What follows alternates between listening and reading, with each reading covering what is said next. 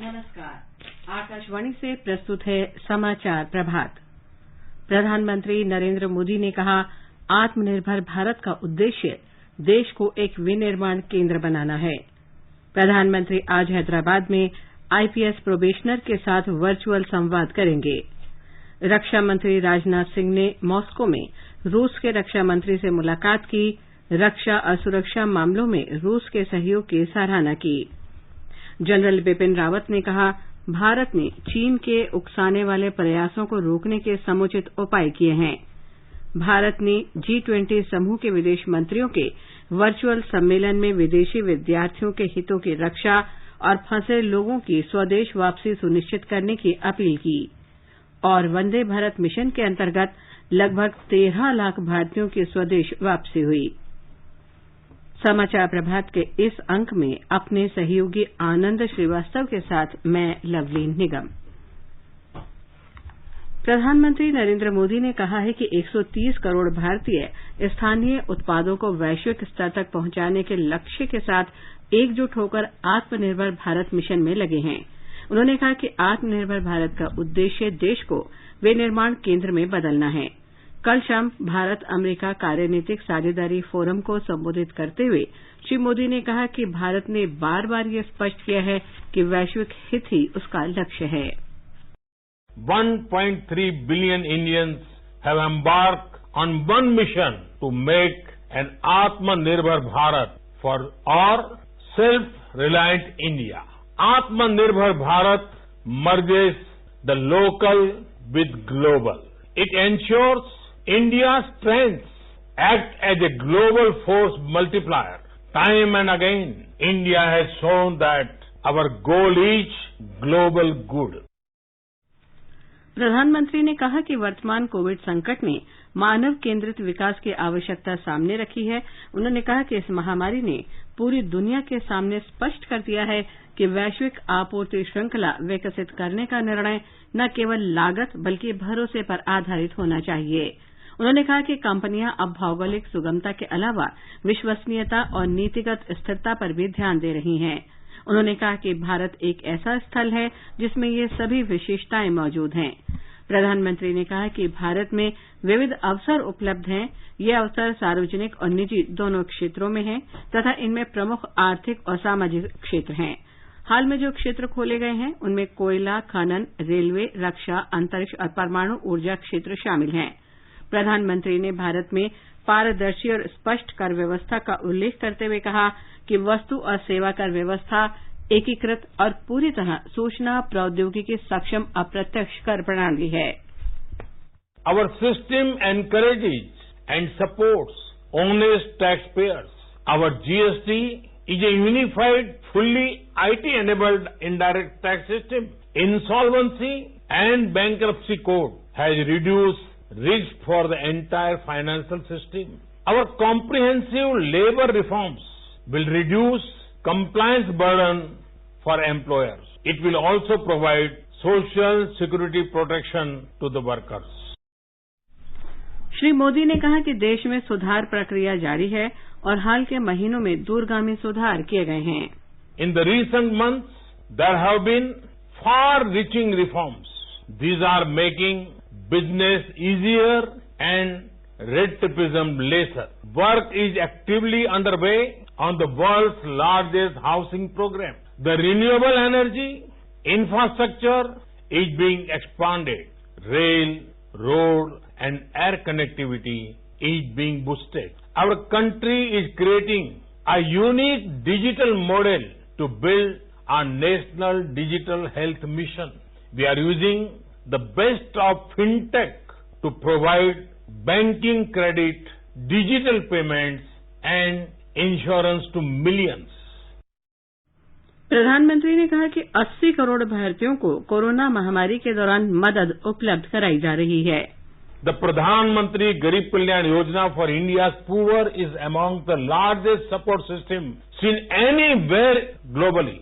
Free food grain is being provided to 800 million people.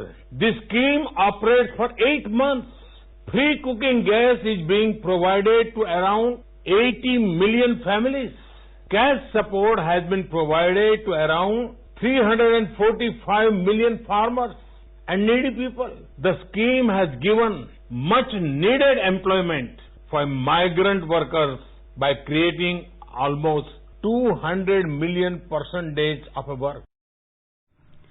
प्रधानमंत्री ने कहा कि भारत कोरोना संक्रमण की रोकथाम के लिए मास्क लगाने और सुरक्षित दूरी बनाए रखने पर बल देने वाले पहले देशों में सम्मिलित था। अमेरिका भारत रणनीतिक साझेदारी फोरम में प्रमुख रक्षा अध्यक्ष जनरल बिपिन रावत ने कहा कि भारत अपनी सीमाओं पर शांति और स्थायित्व चाहता है। जनरल रावत ने कहा कि चीन के उकसाने वाले प्रयासों के बावजूद भारत ने इन प्रयासों को रोकने और नियंत्रित करने के समुचित उपाय किए हैं। प्रमुख रक्षा अध्यक्ष ने कहा कि भारत और अमेरिका ने बहुत से रक्षा समझौते किए हैं और निकट भविष्य में इस तरह के कई समझौते किए जा सकते हैं। जनरल रावत ने सशस्त्र सेनाओं से किसी भी तात्कालिक खतरे से निपटने के लिए सतर्क रहने को कहा। प्रधानमंत्री नरेंद्र मोदी आज हैदराबाद में सरदार वल्लभ भाई पटेल राष्ट्रीय पुलिस अकादमी में दीक्षांत परेड के दौरान वीडियो कॉन्फ्रेंस के जरिए आईपीएस प्रोबेशनर को संबोधित करेंगे। 28 महिला प्रोबेशनर सहित कुल 131 आईपीएस प्रोबेशनर ने अकादमी के 42 सप्ताह का प्राथमिक पाठ्यक्रम प्रशिक्षण पूरा कर लिया है। इन्होंने मसूरी के लाल बहादुर शास्त्री राष्ट्रीय प्रशासनिक अकादमी और तेलंगाना के डॉक्टर मारी चन्ना रेड्डी मानव संसाधन विकास संस्थान से फाउंडेशन कोर्स करने के बाद 17 दिसंबर 2018 को पुलिस अकादमी ज्वाइन किया था। अकादमी में परिवीक्षा के दौरान इन्हें कानून अन्वेषण, फॉरेंसिक, नेतृत्व और प्रबंधन, अपराध विज्ञान, सार्वजनिक व्यवस्था और आंतरिक सुरक्षा जैसे विभिन्न विषयों में प्रशिक्षण दिया गया। रक्षा मंत्री राजनाथ सिंह ने भारत की रक्षा और सुरक्षा जरूरतों के अनुरूप ठोस सहायता उपलब्ध कराने पर रूस की सराहना की है। श्री सिंह ने कल मॉस्को में रूस के रक्षा मंत्री जनरल सरगेई शोइगु से मुलाकात की। रूस की 3 दिन की यात्रा पर रक्षा मंत्री के साथ अन्य वरिष्ठ अधिकारी भी गए हैं। दोनों नेताओं की ये मुलाकात शंघाई सहयोग संगठन SCO की बैठक से पहले हुई। संगठन की बैठक आज दोपहर 2 बजे होनी है। रक्षा मंत्री ने खास तौर से शस्त्र प्रणाली की खरीद के भारत के अनुरोध पर समय से कार्रवाई के लिए रूस को धन्यवाद दिया। दोनों देशों के रक्षा मंत्रियों की बैठक में परस्पर सहयोग के व्यापक क्षेत्रों पर चर्चा हुई। इस बात का भी उल्लेख किया गया कि ये बैठक ऐसे समय हुई जब अगले 2 दिन में मलक्का जल डमरू मध्य में भारत और रूस के बीच इंद्र नौसेना अभ्यास होना है। दोनों पक्षों ने भारत में AK-47 203 राइफलों के विनिर्माण के लिए भारत रूस संयुक्त उपक्रम बचाने की चर्चा के अग्रिम चरण में पहुंचने का स्वागत किया। इस संयुक्त उपक्रम में प्रमुख भागीदारी आयुध निर्माणी बोर्ड की होगी। इन राइफलों का निर्माण उत्तर प्रदेश के कोनवा आयुध कारखाने में किया जाएगा। शंघाई सहयोग संगठन की बैठक के अलावा सामूहिक सुरक्षा संधि संगठन और सोवियत संघ से स्वतंत्र हुए देशों के राष्ट्रकुल CIS की बैठकों में भी भाग लेंगे। वे रूसी संघ के विजय दिवस की 75वीं वर्षगांठ के अवसर पर आयोजित बैठक में भी हिस्सा लेंगे। भारत ने विश्व की सरकारों से वहां फंसे विदेशी विद्यार्थियों के हितों की रक्षा करने और उनके स्वदेश लौटने के सुरक्षा उपाय करने की अपील की है। G20 समूह के विदेश मंत्रियों के वर्चुअल सम्मेलन में विदेश मंत्री डॉक्टर S जयशंकर ने कोविड-19 की पृष्ठभूमि में लोगों के सीमा पार समन्वित आवागमन के बारे में G20 समूह के स्वैच्छिक सिद्धांतों के विकास का भी प्रस्ताव किया। उन्होंने कहा कि ये सिद्धांत 3 बातों पर आधारित होने चाहिए: जांच प्रक्रियाओं का मानकीकरण और जांच परिणामों की सार्वभौम स्वीकृति, क्वारंटीन प्रक्रियाओं का मानकीकरण तथा लोगों के आवागमन और सीमा पार करने के प्रोटोकॉल का मानकीकरण। श्री जयशंकर ने इस महामारी को देखते हुए भारत में किए गए उपायों का भी उल्लेख किया। विदेश मंत्री ने G20 के विदेश मंत्रियों को महामारी के कारण भारत और अन्य देशों में फंसे विदेशी नागरिकों के कल्याण और सुरक्षा के लिए वंदे भारत मिशन और ट्रैवल बबल्स सहित भारत द्वारा किए गए उपायों की भी जानकारी दी। यह सम्मेलन G20 के वर्तमान अध्यक्ष सऊदी अरब ने आयोजित किया। कोविड-19 संकट के कारण सीमा पार अंतर्राष्ट्रीय सहयोग मजबूत करने पर बैठक में मुख्य रूप से चर्चा हुई। वित्त मंत्री निर्मला सीतारामन ने कोविड-19 संकट के कारण ऋण समाधान रूपरेखा को लागू करने की बैंकों की तैयारी की समीक्षा के लिए कल अनुसूचित वाणिज्यिक बैंकों और गैर बैंकिंग वित्तीय कंपनियों के प्रमुखों के साथ वीडियो कॉन्फ्रेंस के जरिए बैठक की। बैठक में श्रीमती सीतारामन ने बैंकरों से कहा कि ऋणों की अदायगी से स्थगन हटाते समय कर्जदारों की मदद करने का ध्यान अवश्य रखा जाना चाहिए। उन्होंने कहा कि कोविड-19 संकट का दुष्प्रभाव कर्जदारों की पात्रता के आकलन पर नहीं पड़ना चाहिए।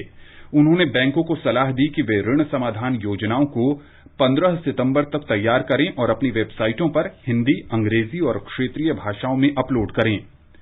वाणिज्य और उद्योग मंत्री पीयूष गोयल ने कहा है कि नए दौर के उद्यमी भारत का भविष्य बदलने जा रहे हैं। भारतीय उद्योग परिसंघ के आयोजन को संबोधित करते हुए श्री गोयल ने कहा कि नए विचारों से वैश्विक आपूर्ति श्रृंखला में और अधिक योगदान के लिए भारत को तैयार करने में सहयोग मिलेगा। उन्होंने कहा कि भारत में नए दौर के व्यापार को प्रोत्साहित करने के लिए एक जैसे विचारों वाले देशों और विश्वसनीय साझेदारों का एक मंच बनाए जाने की जरूरत है। वैश्विक नवाचार सूची में भारत की रैंकिंग में सुधार का उल्लेख करते हुए श्री गोयल ने भारत को पूरे विश्व के लिए नवाचार केंद्र बनाने का आग्रह किया। रेल मंत्री पीयूष गोयल ने रेलवे की माल ढुलाई और पार्सल सेवा के साथ साझेदारी मजबूत करने के लिए प्रमुख कूरियर सेवा एजेंसियों के साथ बैठक की।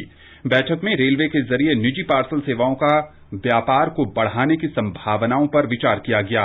रेलवे कूरियर एजेंसियों के लिए विश्वसनीय, तेज, कम खर्च और सुगम सेवा उपलब्ध कराएगी। कारोबार में आसानी और दिशा निर्देशों पर तेजी से काम करने के लिए एक संयुक्त कार्यकारी समूह का गठन किया जाएगा। इस समूह में रेलवे के अधिकारी और कूरियर सेवाओं के अधिकारी शामिल होंगे। रेल मंत्रालय ने बताया कि 22 मार्च से 2 सितंबर के बीच 5000 से अधिक पार्सल रेलगाड़ियां चलाई गईं। इन रेलगाड़ियों के जरिए 3,18,000 टन से अधिक माल की ढुलाई की गई और रेलवे को 116 करोड़ रुपए से अधिक की आय हुई। ये समाचार आकाशवाणी से प्रसारित किए जा रहे हैं।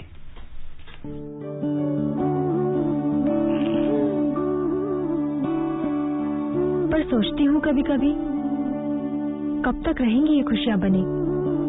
अगले बच्चे से पहले रखेंगे 3 साल का फासला, ताकि मुन्ने की हो सही देखरेख और तुम दोनों रहो सेहतमंद। महिलाओं के लिए सबसे असरदार लंबे समय वाले गर्भ निरोधक उपायों में से एक है आयुसीडी। इसे आप डिलीवरी के तुरंत बाद या फिर बाद में कभी भी अपना सकते हैं। सामान पैक कर दिया है, अपना ख्याल रखिएगा। और आप यहाँ परिवार का, माँ को अस्पताल लेके जाना है। और पैसे? अरे मैं ही तो जा रहा हूँ शहर। माँ का आयुष्मान भारत कार्ड तो यहीं छोड़े जा रहा हूँ ना। तो इससे यहाँ भी मुफ्त इलाज मिलेगा? यही तो खूबी है इस योजना की। मन की बात में प्रधानमंत्री जी ने भी तो बताया था। लो तुम भी सुन लो। आयुष्मान भारत योजना के साथ एक बहुत बड़ी विशेषता पोर्टेबिलिटी की सुविधा भी है। पोर्टेबिलिटी ने देश को एकता के रंग में रंगने में भी मदद की है। यानी बिहार का कोई गरीब अगर चाहे तो उसे कर्नाटका में भी वही सुविधा मिलेगी जो उसे अपने राज्य में मिलती है। भारत सरकार की आयुष्मान भारत पीएम जय योजना दे रही है देश के 50 करोड़ से अधिक लोगों को प्रति वर्ष रुपए 5 लाख तक का मुफ्त इलाज। योजना के तहत लाभार्थियों के लिए कोविड-19 की जांच और इलाज मुफ्त है। 14555 पर कॉल कर योजना में अपना नाम जानिए और ई कार्ड बनवाने के लिए नजदीकी सीएससी केंद्र या सूचीबद्ध सरकारी या प्राइवेट अस्पताल जाएं। आयुष्मान भारत की छांव शहर हो या गांव। समाचार प्रभात में आपका फिर स्वागत है। आगे बढ़ने से पहले एक नजर फिर से मुख्य समाचारों पर। प्रधानमंत्री नरेंद्र मोदी ने कहा, आत्मनिर्भर भारत का उद्देश्य देश को एक विनिर्माण केंद्र बनाना है। प्रधानमंत्री आज हैदराबाद में आईपीएस प्रोबेशनर के साथ वर्चुअल संवाद करेंगे। रक्षा मंत्री राजनाथ सिंह ने मॉस्को में रूस के रक्षा मंत्री से मुलाकात की। रक्षा और सुरक्षा मामलों में रूस के सहयोग की सराहना की। जनरल बिपिन रावत ने कहा, भारत ने चीन के उकसाने वाले प्रयासों को रोकने के समुचित उपाय किए। भारत ने G20 समूह के विदेश मंत्रियों के वर्चुअल सम्मेलन में विदेशी विद्यार्थियों के हितों की रक्षा और फंसे लोगों की स्वदेश वापसी सुनिश्चित करने की अपील की और वंदे भारत मिशन के अंतर्गत लगभग 13 लाख भारतीयों की स्वदेश वापसी हुई।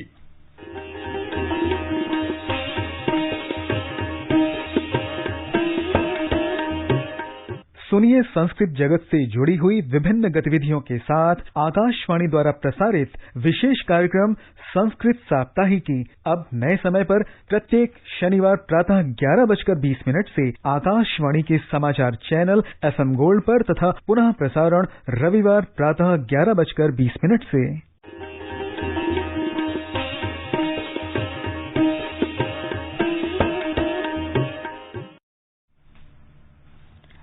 वंदे भारत मिशन के अंतर्गत विभिन्न माध्यमों से अब तक लगभग 13 लाख भारतीयों की स्वदेश वापसी हो चुकी है। इन्हें एयर इंडिया, निजी और विदेशी एयरलाइन, चार्टर्ड उड़ान, नौसेना के जहाजों और सीमा क्रॉसिंग से स्वदेश लाया गया। विदेश मंत्रालय के प्रवक्ता अनुराग श्रीवास्तव ने पत्रकारों को बताया कि वंदे भारत मिशन का छठा चरण 1 सितंबर से शुरू हो गया है। इस चरण में 24 देशों से 1007 अंतर्राष्ट्रीय उड़ानों से 2 लाख से अधिक लोगों को स्वदेश लाए जाने की संभावना है। सड़क परिवहन और राजमार्ग मंत्रालय ने देश में राष्ट्रीय राजमार्गों के निर्माण का लक्ष्य पार कर लिया है। इस वर्ष अप्रैल से अगस्त के दौरान के लक्ष्य 2771 किलोमीटर के मुकाबले 3181 किलोमीटर लंबाई के राजमार्ग बनाए गए। मंत्रालय ने एक बयान में कहा कि इस वर्ष अगस्त तक राजमार्गों पर 3300 किलोमीटर लंबाई का काम स्वीकृत किया गया था, जो पिछले वर्ष की इसी अवधि के दोगुने से अधिक है। त्रिपुरा और बांग्लादेश को जोड़ने वाला सोनामुरा दौकंड जलमार्ग जल्दी ही शुरू हो जाएगा। विदेश मंत्रालय के प्रवक्ता अनुराग श्रीवास्तव ने संवाददाताओं को बताया कि ये मार्ग पहली बार त्रिपुरा को बांग्लादेश के रास्ते भारत के राष्ट्रीय जलमार्ग से जोड़ेगा। बांग्लादेश के दोकुंड में इस सेवा का प्रायोगिक परीक्षण शुरू हो गया है। प्रवक्ता ने कहा कि बांग्लादेश से जोड़ने वाली ये एक और पहल है। इससे पूर्वोत्तर क्षेत्र में संपर्क और बांग्लादेश के साथ व्यापार को बहुत प्रोत्साहन मिलेगा। उन्होंने कहा कि खासतौर से कोविड-19 के दौरान जलमार्ग के जरिए संपर्क बढ़ना इसलिए भी महत्वपूर्ण है क्योंकि ये दोनों तरफ के व्यापारियों और कारोबार से जुड़े लोगों को परिवहन का किफायती, तीव्र, सुरक्षित और स्वच्छ माध्यम उपलब्ध कराएगा। स्वास्थ्य मंत्रालय ने कहा है कि भारत प्रति 10 लाख आबादी पर कोविड रोगियों की सबसे कम संख्या वाले देशों में से एक है। स्वास्थ्य मंत्रालय में सचिव राजेश भूषण ने बताया कि भारत में प्रति 10 लाख जनसंख्या पर 2792 लोग संक्रमित हैं, जबकि विश्व का औसत 3359 है। उन्होंने कहा कि भारत विश्व के उन देशों में शामिल है जहां प्रति 10 लाख आबादी पर कोविड से सबसे कम मृत्यु हुई है। भारत में प्रति 10 लाख जनसंख्या पर संक्रमण के 49 लोगों की मृत्यु हुई, जबकि विश्व का औसत 111 है। श्री भूषण ने कहा कि देश में इस समय इलाज करा रहे कोविड मरीजों में से 62% 5 राज्यों महाराष्ट्र, आंध्र प्रदेश, कर्नाटक, उत्तर प्रदेश और तमिलनाडु में हैं। देश में कुल संक्रमित लोगों में से 70% आंध्र प्रदेश, दिल्ली, कर्नाटक, तमिलनाडु और महाराष्ट्र में हैं। स्वस्थ होने की दर में और सुधार आया है और ये 77.09% हो गई है। स्वास्थ्य सचिव ने बताया कि देश में 29,70,000 से अधिक कोविड रोगी पूरी तरह स्वस्थ हो चुके हैं। श्री भूषण ने यह भी बताया कि एक दिन में 11,72,000 नमूनों की जांच करके भारत ने कोविड-19 परीक्षणों में नया रिकॉर्ड भी कायम किया है। देश में कुल मिलाकर 4 करोड़ 50 लाख से अधिक कोविड परीक्षण किए जा चुके हैं। दिल्ली में कोरोना संक्रमण के 2,737 नए मरीजों का पता चला है। इन्हें मिलाकर राष्ट्रीय राजधानी में संक्रमित व्यक्तियों की संख्या 1,82,300 से अधिक हो गई है। दिल्ली सरकार ने कहा है कि कोरोना वायरस से अब तक 1,60,114 व्यक्ति पूरी तरह स्वस्थ हो चुके हैं। राज्य में मृतकों की संख्या बढ़कर 4,500 हो गई है। बिहार में पिछले 24 घंटे के दौरान कोरोना संक्रमण के 1,40,931 नमूनों की जांच की गई। राज्य के मुख्य सचिव प्रत्यय अमृत ने बताया कि ये देश में एक दिन में कोरोना जांच की सबसे अधिक संख्या है। बिहार में रिकवरी रेट बढ़कर 88% हो गया है, जो राष्ट्रीय औसत से 11% अधिक है। बेगूसराय, बक्सर और जहानाबाद समेत 14 जिलों में स्वस्थ होने की दर 90% से अधिक हो गई है। 1,24,976 मरीजों को उपचार के बाद अस्पताल से छुट्टी दे दी गई है, जबकि 16,451 का इलाज चल रहा है। कोरोना के कारण 728 लोग अपनी जान गंवा चुके हैं। राज्य में पॉजिटिव मरीजों की संख्या 1,42,156 हो गई है, लेकिन जांच की संख्या बढ़ने के बाद पॉजिटिविटी की दर घटकर 1.36% हो गई है। इस बीच आज से 14 सितंबर तक सार्वजनिक स्थानों पर मास्क नहीं पहनने वालों के खिलाफ विशेष जांच अभियान चलाया जाएगा। आकाशवाणी समाचार के लिए पटना से कृष्ण कुमार लाल। राजस्थान सरकार ने राज्य के सभी सरकारी और निजी विश्वविद्यालयों को अंतिम वर्ष की परीक्षाएं इस महीने के तीसरे सप्ताह में संचालित करने का निर्देश दिया है। राज्य के उच्च शिक्षा विभाग ने सभी विश्वविद्यालयों को इस संबंध में पत्र लिखा है। पत्र में निर्देश दिया गया है कि यदि किसी विश्वविद्यालय के लिए 30 सितंबर तक परीक्षाएं संचालित कराना संभव नहीं है, तो उच्चतम न्यायालय के निर्णय के अनुसार विश्वविद्यालय परीक्षाओं का समय आगे बढ़ाने के लिए यूजीसी से अपील कर सकता है। प्रदेश में कल कोरोना संक्रमण के 1553 नए मामले सामने आए, जिसके साथ संक्रमितों का कुल आंकड़ा 86,227 तक पहुंच गया। दौसा जिले को छोड़ सभी 32 जिलों में संक्रमण के मामले सामने आए हैं। सबसे ज्यादा 370 नए केस राजधानी जयपुर में मिले हैं। कल संक्रमण के कारण 14 लोगों की जान भी चली गई, जिसके बाद कोरोना संक्रमण से मरने वालों की तादाद 1095 तक पहुंच गई है। राजधानी जयपुर में मानसरोवर, सांगानेर, मालवीय नगर तथा जगतपुरा नए हॉटस्पॉट के रूप में उभरे हैं। जितेंद्र द्विवेदी, आकाशवाणी समाचार, जयपुर। गुजरात में कोविड संक्रमित लोगों की संख्या 1 लाख को पार कर गई है। हमारे संवाददाता ने बताया है कि राज्य में पिछले 24 घंटे के दौरान 1325 लोगों में संक्रमण की पुष्टि हुई है। गुजरात में 1325 नए मामले सामने आने के साथ ही राज्य में संक्रमण के कुल मामलों की संख्या 1,375,000 हो गई है। सबसे अधिक 179 मामले सूरत में दर्ज हुए, अहमदाबाद में 150 और जामनगर में 97 नए मामले सामने आए। दूसरी ओर पिछले 24 घंटों में 1,126 मरीजों को ठीक होने के बाद अस्पतालों से छुट्टी दी गई। राज्य में मरीजों के ठीक होने की दर बढ़कर 80.88 हो गई है। अब तक 25,59,000 से अधिक लोगों का परीक्षण किया जा चुका है, जिसमें से 75,487 परीक्षण कल एक ही दिन में किए गए। इस वक्त राज्य में 16,131 सक्रिय मामले हैं, जिसमें से 89 मरीजों को वेंटिलेटर पर रखा गया है। कल 16 मरीजों की मृत्यु के साथ कोविड-19 से जान गंवाने वाले मरीजों की संख्या 3,064 हो गई है। इस बीच अहमदाबाद के शाहीबाग स्थित बोचासणवासी अक्षर पुरुषोत्तम संस्थान BAPS के मुख्यालय में 28 साधु और अन्य कर्मचारी संक्रमित पाए गए हैं। योगेश पंड्या, आकाशवाणी समाचार, अहमदाबाद। उत्तर प्रदेश के मुख्यमंत्री योगी आदित्यनाथ ने राम मंदिर का निर्माण कार्य शुरू होने पर अयोध्या के लोगों को बधाई दी है। मुख्यमंत्री ने कहा कि भगवान राम का नगर सौर नगर के रूप में विकसित किया जाएगा, जिससे अयोध्या को एक नई पहचान मिलेगी। मुख्यमंत्री ने कल जनप्रतिनिधियों और अयोध्या संभाग के वरिष्ठ अधिकारियों के साथ बैठक की और अयोध्या को एक विश्व प्रसिद्ध पर्यटन स्थल के रूप में विकसित करने पर विचार विमर्श किया। एक रिपोर्ट। अयोध्या विकास प्राधिकरण के अधिकारियों ने कल दोपहर बाद राम मंदिर का स्वीकृत लेआउट और नक्शा श्री राम जन्मभूमि तीर्थ क्षेत्र न्यास के पदाधिकारियों को सौंप दिया, जिसके बाद आधिकारिक तौर पर मंदिर के निर्माण कार्य का मार्ग प्रशस्त हो गया है। मुख्यमंत्री योगी आदित्यनाथ ने इसके बाद अयोध्या मंडल के अधिकारियों और जनप्रतिनिधियों के साथ बैठक में अयोध्या के विकास और उसे एक विश्व प्रसिद्ध पर्यटन केंद्र के रूप में विकसित किए जाने को लेकर चर्चा की। उन्होंने कहा कि अयोध्या बड़ी तेजी से धार्मिक पर्यटन के केंद्र के तौर पर उभर रहा है और राम मंदिर से यहाँ पर पर्यटन की नई संभावनाएं विकसित होंगी। मुख्यमंत्री ने कहा कि जल्दी ही देश विदेश से भक्त और पर्यटक अयोध्या आने लगेंगे, लिहाजा यहाँ पर अच्छे गाइडों की भी जरूरत होगी। उन्होंने कहा कि इसके साथ ही पेशेवर लोगों की मदद से अयोध्या की ब्रांडिंग भी की जाएगी। बैठक के दौरान रामायण सर्किट के तहत अयोध्या से सीतामढ़ी और अयोध्या से चित्रकूट के काम को भी तेजी से पूरा किए जाने का फैसला किया गया। सुशील चंद्र तिवारी, आकाशवाणी समाचार, लखनऊ। महात्मा गांधी का विश्वास था कि समाज सेवा शिक्षा का एक महत्वपूर्ण अंग है। वे शिक्षा को समाज सेवा से जोड़ने के प्रबल समर्थक थे। उन्होंने विद्यार्थियों को देश का भविष्य बताते हुए उनसे सेवा क्षेत्र में आगे आने का आग्रह किया था। एक रिपोर्ट।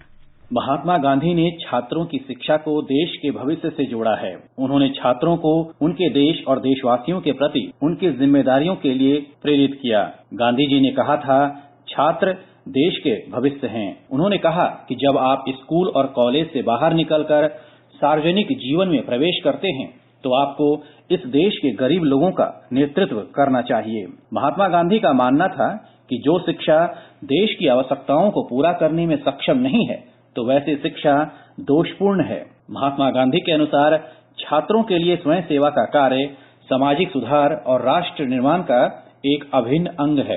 दीपेंद्र कुमार, आकाशवाणी समाचार, दिल्ली। एक भारत श्रेष्ठ भारत के तहत गोवा को झारखंड के साथ जोड़ा गया है। इस क्रम में बहुत सी गतिविधियां शुरू हो गई हैं। लॉकडाउन के दौरान इन कार्यक्रमों की गति धीमी रही और कार्यक्रमों को वर्चुअल माध्यम से संपन्न किया गया। गोवा के लोक कलाकारों के समूह ने झारखंड में जाकर वहां गोवा के जागर, धालो और अन्य लोक नृत्य पेश किए हैं। वहां के कलाकारों ने गोवा के कलाकारों की सराहना की ऐसे अनेक कार्यक्रम सफल हुए। बीच में यानी कि मार्च में कोविड के तहत लॉकडाउन शुरू हुआ और इन कार्यक्रमों में थोड़ी सी रुकावट आई, लेकिन फिर वर्चुअल स्तर पर हाल ही में अन्य कार्यक्रम शुरू हुए हैं। ऐसा ही एक वेबिनार संपन्न हुआ। उसमें गोवा और झारखंड के लेखक विद्वानों ने भाग लिया और दोनों राज्यों में जो कार्यक्रम हो रहे हैं उनकी समीक्षा की। गोवा के लेखक विवेक मेनेजिस ने इनमें भाग लिया। झारखंड के कई मजदूर गोवा में हैं और उन्होंने अर्थव्यवस्था सशक्त रखने में योगदान दिया, ऐसा श्री मेनेजिस ने कहा। ऐसे ही और अन्य कार्यक्रम और वेबिनार भविष्य में आयोजित करने के प्रयास चल रहे हैं। मुकेश थली, आकाशवाणी समाचार, पणजी। और अब एक नजर आज के मौसम पर।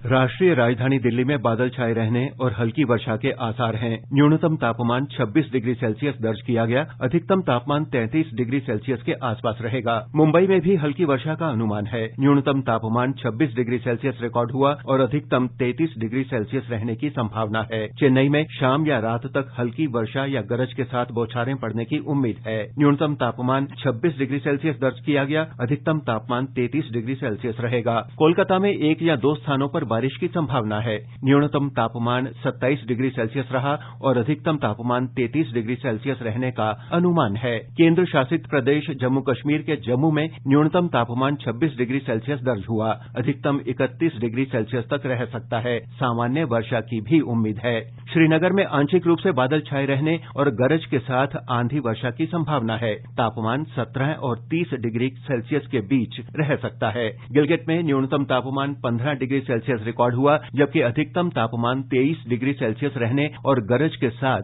बौछारें पड़ने की संभावना है। मुजफ्फराबाद में भी गरज के साथ बारिश होने की उम्मीद है। न्यूनतम तापमान 19 डिग्री सेल्सियस दर्ज हुआ और अधिकतम 23 डिग्री सेल्सियस रहने का अनुमान है। समाचार कक्ष से अरुण होरा।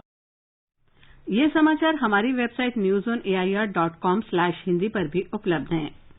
सामान पैक कर दिया है, अपना ख्याल रखिएगा। और आप यहाँ परिवार का, माँ को अस्पताल लेके जाना है। और पैसे? अरे मैं ही तो जा रहा हूँ शहर। माँ का आयुष्मान भारत कार्ड तो यहीं छोड़े जा रहा हूँ ना। तो इससे यहाँ भी मुफ्त इलाज मिलेगा?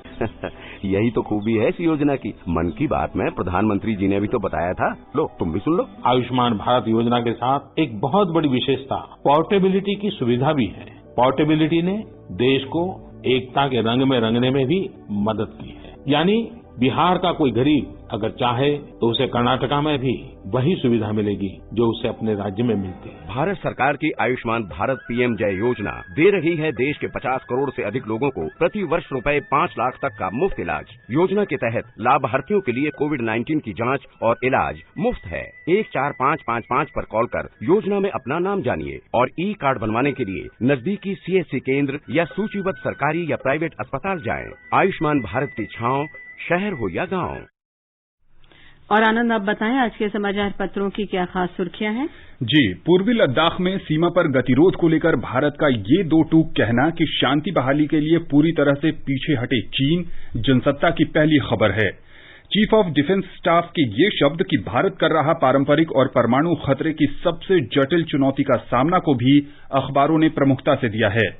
नवभारत टाइम्स की सुर्खी है, सीमा हो या बातचीत की मेज, चीन को रेड सिग्नल। भारत बोला ये सब नहीं चलेगा। प्रधानमंत्री का अमरीकी फोरम से ड्रैगन को निशाना, बोले महामारी के दौर में मानवता सबसे जरूरी, अमर उजाला में है। राष्ट्रीय सहारा ने इसे सुर्खी दी है, प्रधानमंत्री ने कहा वैश्विक निवेशकों के लिए भारत सबसे बेहतर निवेश स्थल।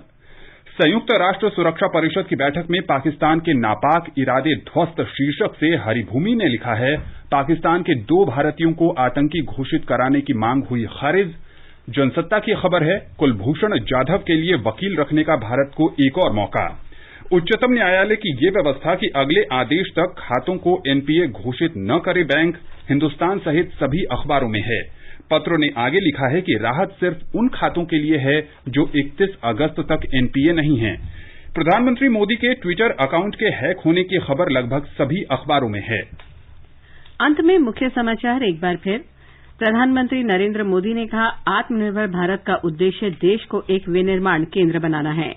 प्रधानमंत्री आज हैदराबाद में आईपीएस प्रोबेशनर के साथ वर्चुअल संवाद करेंगे। रक्षा मंत्री राजनाथ सिंह ने मॉस्को में रूस के रक्षा मंत्री से मुलाकात की। रक्षा सुरक्षा मामलों में रूस के सहयोग की सराहना की। जनरल बिपिन रावत ने कहा, भारत ने चीन के उकसाने वाले प्रयासों को रोकने के समुचित उपाय किए हैं। भारत ने G20 समूह के विदेश मंत्रियों के वर्चुअल सम्मेलन में विदेशी विद्यार्थियों के हितों की रक्षा और फंसे लोगों के स्वदेश वापसी सुनिश्चित करने की अपील की और वंदे भारत मिशन के अंतर्गत लगभग 13 लाख भारतीयों की स्वदेश वापसी हुई है। इसके साथ ही समाचार प्रभात का ये अंक समाप्त हुआ। नमस्कार।